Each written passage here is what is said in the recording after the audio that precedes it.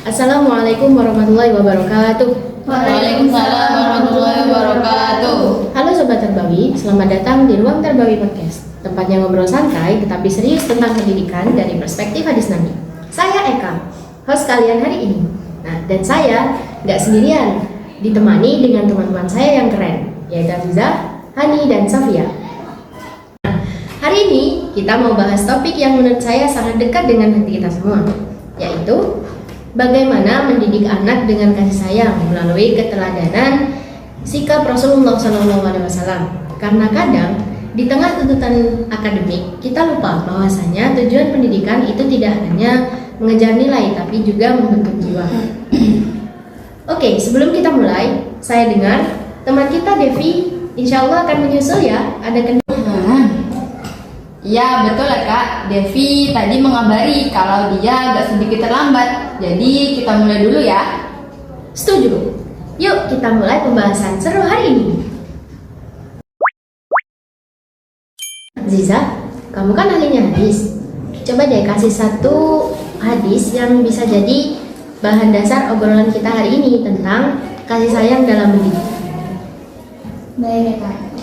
Salah satu hadis yang sangat kuat yang sering digunakan dalam konteks pendidikan yaitu hadis riwayat Imam Bukhari dan Muslim dan juga hadis dari Aisyah radhiyallahu anha bahwa Rasulullah SAW bersabda, Innallaha yuhibbur wa yuhibbur rifqa. Enggak ada uangnya, Yuhibbur rifqa wa yu'ti 'alal rifqi ma la yu'ti 'alal unfi wa ma la yu'ti 'ala ma siwaku. Artinya, dan apa yang tidak dia berikan kepada selainnya. Subhanallah, ini banget. Jadi intinya Allah lebih suka hambanya yang lembut dan kasih sayang. Ya, Dan itu juga yang dia ajarkan melalui Rasulnya. Betul ya Kak, sebagai guru saya merasakan banget bahwa ketika kita mendekati seorang murid dengan kelembutan kita sendiri, mereka jadi lebih terbuka dan percaya. Beda banget dengan pendekatan melalui nada keras atau ancaman lainnya. Oke.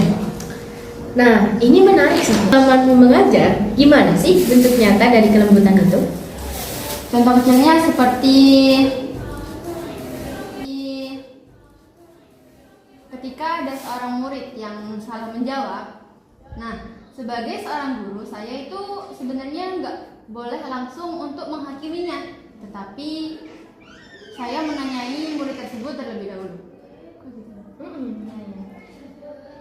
Seperti alasan kenapa dia untuk memilih jawaban tersebut. Karena Itu membuat seorang anak menjadi lebih dihargai dan tidak dihakimi secara sendiri. itu yang disebut Rif atau perintah. dan dari psikologi Eka, kelembutan itu membangun safe space atau ruang aman untuk belajar. Ketika anak merasa aman, otak mereka lebih siap menerima informasi. Dan sebaliknya, kalau mereka takut, otak mereka dalam mode bertahan, bukan belajar. Jadi hadis ini selaras banget dengan prinsip neuroscience modern. Ya gitu benar-benar. Neuroscience modern. Wow. Jadi hadis yang 14 abad lalu ini ternyata sangat relevan dengan riset masa kini ya. Keren banget.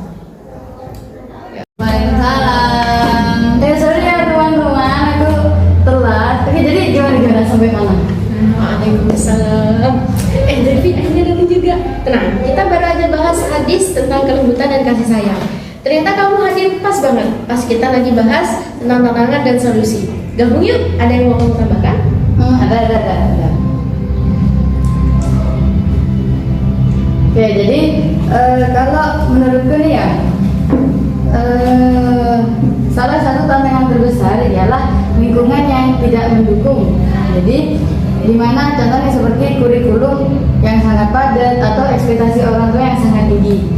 Jadi kita sebagai pendidik itu menjadi role model kasih sayang, di mana bukan hanya di lingkungan sekolah tapi juga komunikasi antara orang tua dan guru. Nah, itu poin bagus tuh. Jadi kelembutan itu bukan hanya ke murid, tapi ke semua pihak. Wah, luar biasa. Oke, gak kerasa ya obrolan kita itu, tapi kerasa singkat banget. Jadi kita simpulin aja. Tidak terasa kita sudah sampai di penghujung podcast. Tapi obrolan ini kerasa singkat banget teman-teman. Jadi mari kita simpulkan. Apa satu kata kunci dari hari ini? Dimulai dari Ziza. Rifkun, kelembutan. Sofia. Mungkin kasih sayang dalam bertindak. Hani. Ruang untuk belajar. Devi. Keteladanan Eka, karena anak-anak banyak meniru daripada mendengar. Subhanallah. Jadi mendidik dengan kasih sayang adalah sunnah Nabi yang wajib kita hidupkan. Bukan berarti lemah, tapi itu justru kekuatan. Maka dari itu pesan dari kami semua, jadilah pendidik yang merangkul, bukan meruntuhkan.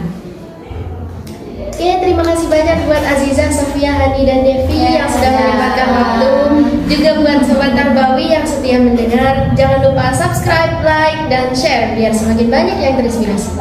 Sampai jumpa di episode selanjutnya. Wassalamualaikum warahmatullahi wabarakatuh. Waalaikumsalam warahmatullahi wabarakatuh.